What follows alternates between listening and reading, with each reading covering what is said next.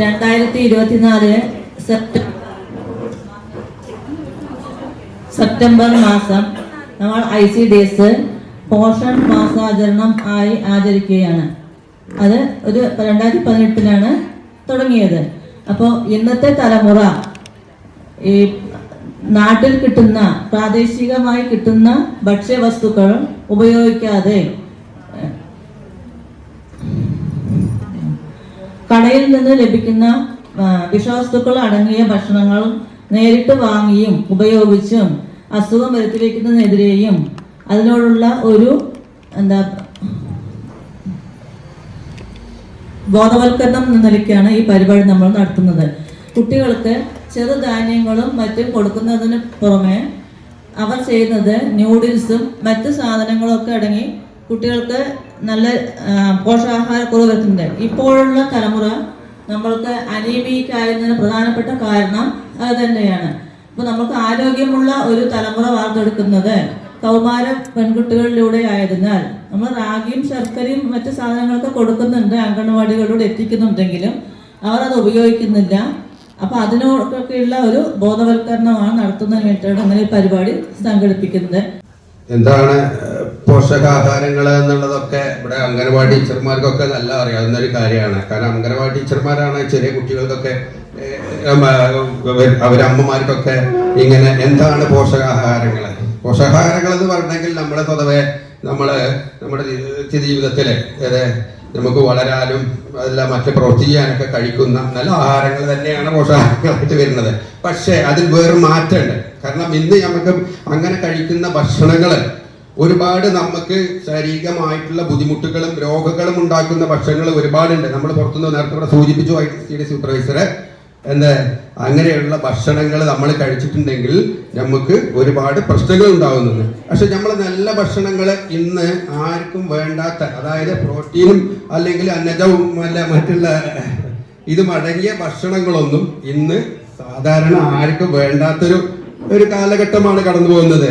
പെമ്മണ്ണക്കിൽ പയറുവർഗ്ഗങ്ങൾ ആരെങ്കിലും അങ്ങനെ ഉപയോഗിക്കില്ല, അല്ലെങ്കിൽ ഇലക്കറികള് അങ്ങനെയുള്ള കാര്യങ്ങളൊന്നും ഇപ്പൊ സ്വതവേ ആരും കുട്ടികളാണ് അധകാര കുട്ടികള് കുറച്ച് വയസ്സ് കൂടിയ ആൾക്കാരൊക്കെ ചിലപ്പോ മുരിങ്ങയുടെ ഇലയൊക്കെ കൂട്ടാൻ എല്ലാവർക്കും താല്പര്യം. പക്ഷെ നമ്മളെ കുട്ടികൾക്ക് വെച്ചെടുക്കുമ്പോൾ അവർക്ക് ഇതെന്താണ് മാറ്റി വെക്കുന്ന ഒരു അവസ്ഥയാണ് കാണുന്നത്.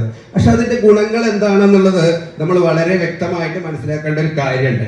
പക്ഷെ അതെന്താണ് ഇന്ന് നമുക്ക് എന്താ പറയാ അൽഫാമോ എന്ത് മന്തിയുടെ ഒരു കുഴിമന്തി അങ്ങനെയൊക്കെയുള്ള ഒരുപാട് ഭക്ഷണങ്ങൾ. പക്ഷെ അതിൽ ചേർക്കുന്ന ചില രാസപദാർത്ഥങ്ങള് നമ്മുടെ ശരീരത്തിന് വളരെയേറെ ദോഷം ചെയ്യുമെന്നാണ്. പക്ഷെ എന്താണ് നമ്മുടെ കുട്ടികൾ എന്താ ചെയ്യുന്നത്? എന്റെ കുട്ടി വേഗം നല്ല ഉസാറാവണം, നല്ല മുടുക്കനാവണം, നല്ല ശക്തിയുള്ളവനാവണം എന്നുള്ളവർക്ക് നമ്മൾ ഇതൊക്കെ വാങ്ങിയിട്ട് അങ്ങനെ കൊടുക്കുകയാണ് അല്ലേ? നൂഡിൽസ് അടക്കം അല്ലാതെ പിന്നെ ഈ കല്യാണത്തിനെ കിട്ടുമല്ലോ ഐസ്ക്രീം, ഇതൊക്കെ ഇങ്ങനെ കൊടുക്കുമ്പോൾ നമ്മളെ കുട്ടി നല്ല. പക്ഷെ അത് വളരെ തെറ്റുള്ള ഒരു കാര്യമാണ്. കാരണം നമ്മൾ കൊടുക്കേണ്ട എന്താണ്?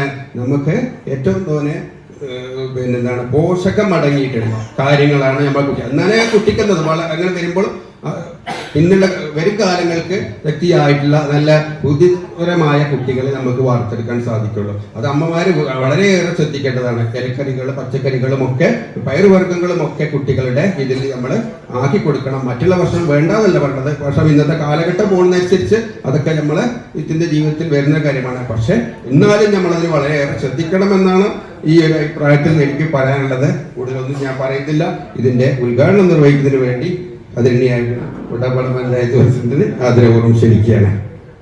പുതിയ തലമുറയെ വിളിച്ചോതുക എന്നുള്ള ഉദ്ദേശത്തോടു കൂടെ പോഷന്മ എന്ന രീതിയിൽ ഓരോ പഞ്ചായത്തും ഇങ്ങനെയൊരു പരിപാടി സംഘടിപ്പിച്ചു പോരുകയാണ്. ഞാൻ ഉൾപ്പെടുന്ന എൻ്റെ മുമ്പിലിരിക്കുന്ന ഓരോ അമ്മമാരും ഇന്ന് നേരിടുന്ന ഏറ്റവും വലിയ വെല്ലുവിളി ഏതാണെന്ന് പറയാൻ പറ്റുമോ? നാളെ എന്താ ലഞ്ച് ബോക്സിലാക്കുക, എന്താ കൊടുത്തയക്കുക എന്നുള്ളത്. ഇന്നത്തെ കുട്ടികളുടെ ലഞ്ച് ബോക്സിൻ്റെ റെസിപ്പി എളുപ്പമാണ്. ഉരുളക്കിഴങ്ങ് പൊരിച്ചത്, കോളിഫ്ലവർ പൊരിച്ചത്, ചിക്കൻ പൊരിച്ചത്, അങ്ങനെയുള്ള പൊരി ഐറ്റംസ് അല്ലാതെ പണ്ട് നമ്മൾ കൊണ്ടുപോയിരുന്ന മാതിരി മുട്ട കൂട്ടാൻ, അതുപോലെ ഉപ്പേരി, ചെറുപയർ ഉപ്പേരി, പൾസസ് ആണെങ്കിലും ഉപ്പേരി ആണെങ്കിലും അന്നും ആർക്കും വേണ്ടാത്തൊരവസ്ഥയാണ്. 75% കുട്ടികളുടെ ലഞ്ച് ബോക്സ് എടുത്താലും ആ കിഴങ്ങ് പൊരിച്ചതാണ് അവർക്ക് കൂട്ടാനായിട്ടുണ്ടാകുക. കിഴങ്ങ് പൊരിച്ചത്, പൊട്ടാറ്റോ പൊരിച്ചത് മാത്രം. അപ്പോൾ അങ്ങനെ ഒരു സമൂഹം നമ്മൾ ലഞ്ച് ബോക്സും തീർത്തും വ്യത്യസ്തമായി അവരുടെ ടേസ്റ്റുകളും അവരുടെ അഭിരുചികളും ഒക്കെ വ്യത്യസ്തമായിട്ടുള്ളൊരു കാലഘട്ടത്തിലാണ് ഇപ്പോഴുള്ളത്. ഇന്നിപ്പോൾ നമ്മുടെ തട്ടുകടകളുടെയും റെസ്റ്റോറൻറ്റിൻ്റെയൊക്കെ എണ്ണം ഒരുപാട് കൂടിയിരിക്കുകയാണ്.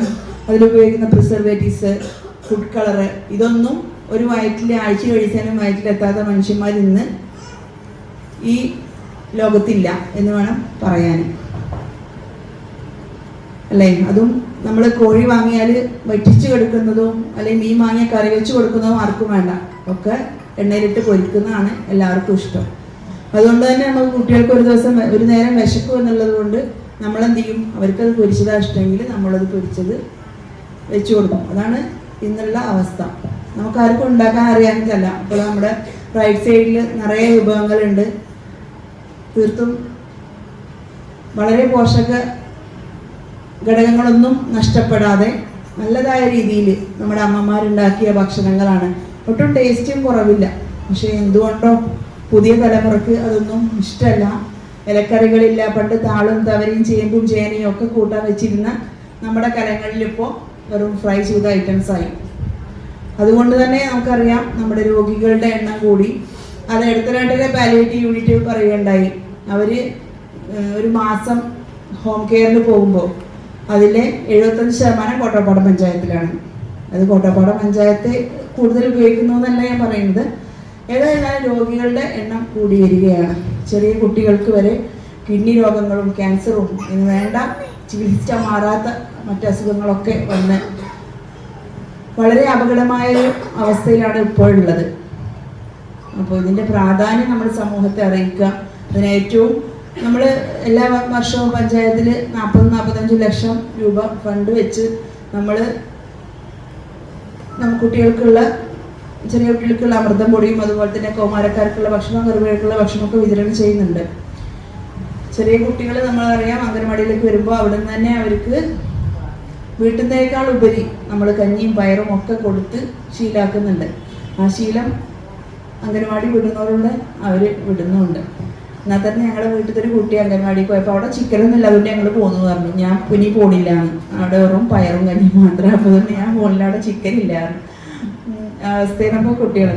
അപ്പോൾ ഏതായിരുന്നാലും ഇവിടെ വന്നു ചേർന്നിട്ടുള്ള എല്ലാ നല്ല അമ്മമാരെയും ടീച്ചർമാരെയും ഇവിടെയുള്ള ജനപ്രതിനിധികളൊക്കെ സാക്ഷ്യപ്പെടുത്തി നമ്മുടെ കോട്ടപ്പാടം ഗ്രാമപഞ്ചായത്തിലെ പോഷന്മ ഔപചാരികമായ ഉദ്ഘാടനം നിർവഹിച്ചതായി അറിയിച്ചുകൊണ്ട് നിർത്തുന്നു.